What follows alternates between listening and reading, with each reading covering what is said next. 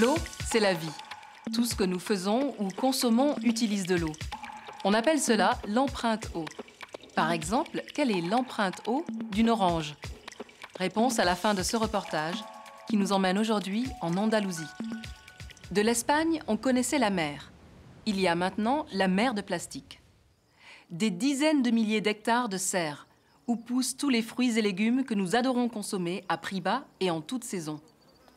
L'agriculture andalouse représente un chiffre d'affaires de plus de 2 milliards d'euros par an. Pour réaliser ce miracle économique, il faut de l'eau, énormément d'eau, près de 78% des réserves locales.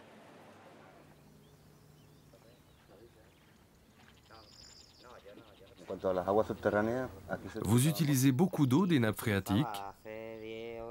Ici, nous avons toujours utilisé cette eau, mais la nappe phréatique a été surexploitée. C'était de l'eau d'excellente qualité.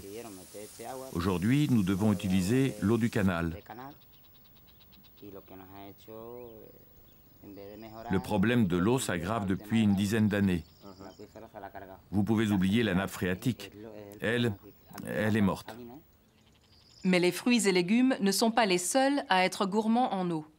Depuis quelques années, les agriculteurs andalous tendent à abandonner leurs cultures non irriguées pour en planter d'autres qu'il faut arroser. Le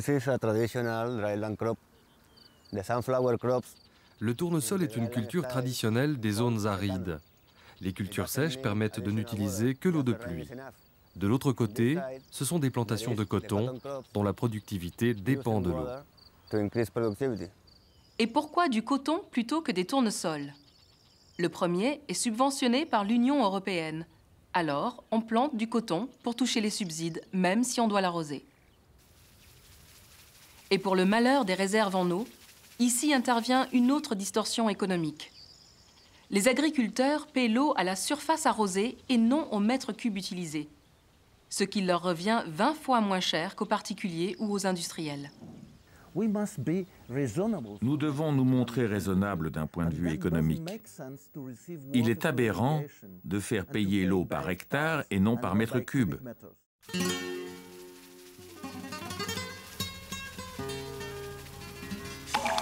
C'est tout pour aujourd'hui.